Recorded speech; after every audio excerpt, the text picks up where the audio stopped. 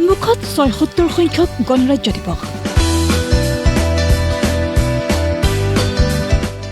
ব্যস্ততাৰ অন্ত নাই চানমাৰী খাদী বোৰ্ডৰ কৰ্মচাৰীসকলৰ মাজত।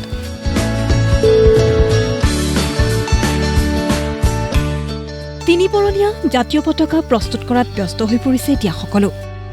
ব্যস্ততাৰ অন্ত নাই, উৎসৱমুখৰ পৰিৱেশে কৰিছে বিৰাজ, কিয়নো সমাগত ২৬ জানুৱাৰী গণৰাজ্য দিৱস আৰু তাৰ প্ৰাক মুহূৰ্তত এতিয়া চানমাৰী অসম খাদী আৰু গ্ৰামোদ্যোগ বৰ্ডৰ কৰ্মচাৰীসকল ব্যস্ত হৈ পৰিছে পতাকা নিৰ্মাণ কৰাত।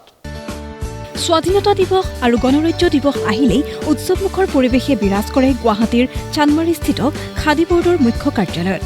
সকলো কৰ্মচাৰী ব্যস্ত হৈ পৰে খাদী পতাকা প্ৰস্তুত কৰাত। এয়া খাদী বৰ্ডৰ ভিতৰৰ দৃশ্য।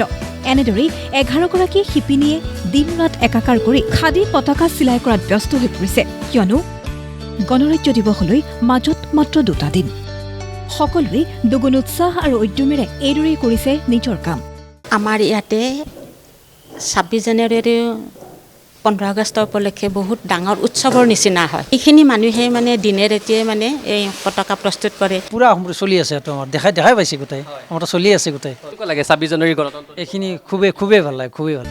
ইতিমধ্যে অসম খাদী বৰ্ডৰ কাৰ্যালয়ত প্ৰায় ৫,০০০খন পতাকা প্ৰস্তুত কৰি উলিয়াইছে।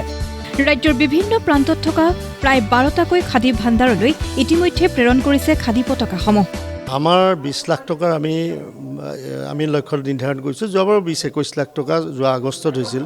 জেনেৰেলি দেখা যায় কমিউনিটিভ যে আগষ্টত আমাৰ যিটো চেল হয় জানুৱাৰীত তুলনামূলকভাৱে অলপ কিছু কম হয়। তথাপি আমি আমাৰ প্ৰডাকশ্যনটো চলাই আছোঁ, এইটোতো অনগয়িং পিছতো লাগিব। তথাপিও এতিয়া আমি প্ৰায় ১৬-১৭ লাখ টকা বিভিন্ন আমাৰ ভাণ্ডাৰ আছে অল আছামত আমি অলৰেডি ডিষ্ট্ৰিবিউট কৰিছোঁ। এইবাৰ ১০০ টকাৰ পৰা আৰম্ভ কৰি প্ৰায় ৫,০০০ টকালৈকে পতাকা প্ৰস্তুত কৰি উলিয়াইছে খাদী বোৰ্ডে। মোটামুটি এতিয়ালৈকে যোৱা ৯ তাৰিখলৈকে, যোৱা ৯ জানুৱাৰীলৈকে প্ৰায় ১ লাখ টকাৰ আমাৰ চেল হৈছে। আৰু বাঢ়িব। লক্ষ্য কিমান? লক্ষ্য আমাৰ মোটামুটি আমি টাৰ্গেট কৰি লৈছোঁ ৩ লাখ মান টকাৰ আমি টাৰ্গেট কৰি লৈছোঁ অতি কমেও। তাৰ ভাল খবৰ। আনহাতে খাদী বৰ্ডৰ কাৰ্যালয়ৰ সন্মুখত থকা বিপণীত এতিয়ালৈ প্ৰায় ১ লাখ টকাৰ খাদী পতাকা বিক্ৰীৰে অভিলেখ সৃষ্টি কৰিছে। ২৬ জানুৱাৰীৰ প্ৰাক মুহূৰ্তত এইদৰে পতাকাসমূহ বিক্ৰী কৰি আনন্দিত হৈ পৰিছে খাদী বৰ্ডৰ কৰ্মচাৰীসকল। ভিডিঅ' জাৰ্নেলিষ্ট অজয় শৰ্মাৰ সহযোগত শচীন সামন্তপুৰাৰ ৰিপৰ্ট, প্ৰতিদিন টাইম।